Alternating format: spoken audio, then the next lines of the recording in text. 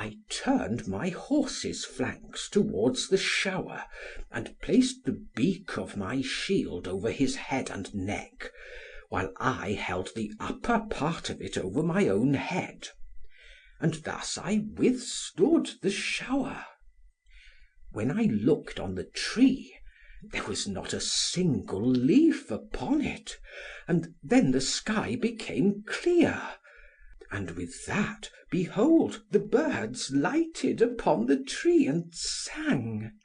And truly, Kai, I never heard any melody equal to that, either before or since. And when I was most charmed with listening to the birds, lo, a murmuring voice was heard through the valley, approaching me and saying, O knight, what has brought thee hither? What evil have I done to thee, that thou shouldest act towards me and my possessions as thou hast this day? Dost thou not know that the shower to day has left in my dominions neither man nor beast alive that was exposed to it? And thereupon, behold, a knight on a black horse appeared, clothed in jet black velvet, and with a tabard of black linen about him. And we charged each other, and as the onset was furious, it was not long before I was overthrown. Then the knight passed the shaft of his lance through the bridle rein of my horse, and rode off with the two horses, leaving me where I was. And he did not even bestow so much notice upon me as to imprison me, nor did he despoil me of my arms. So I returned along the road by which I had come, and when I reached the glade where the black man was, I confess to thee, Kai, it is a marvel that I did not melt down into a liquid pool, through the shame that I felt at the black man's derision. And that night I came to the same castle where I had spent the night preceding.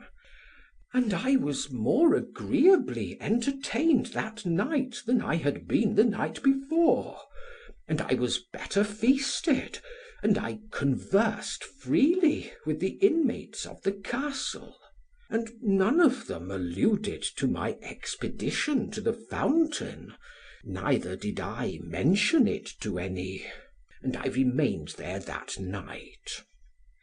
When I arose on the morrow, I found ready saddled a dark bay palfrey, with nostrils as red as scarlet, and after putting on my armour, and leaving there my blessing, I returned to my own court. And that horse I still possess, and he is in the stable yonder. And I declare that I would not part with him for the best palfrey in the island of Britain. Now of a truth, Kai, no man ever before confessed to an adventure so much to his own discredit. And verily it seems strange to me that neither before nor since have I heard of any person besides myself who knew of this adventure, and that the subject of it should exist within King Arthur's dominions, without any other person lighting upon it.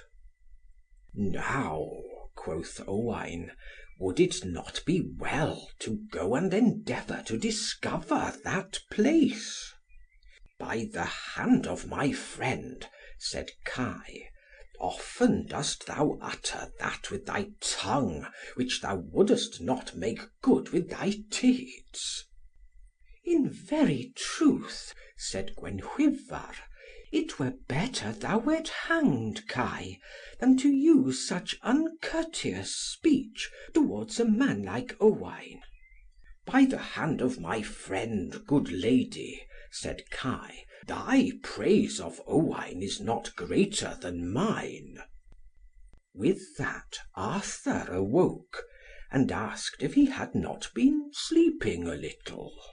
"Yes, lord," answered Owain, "thou hast slept a while.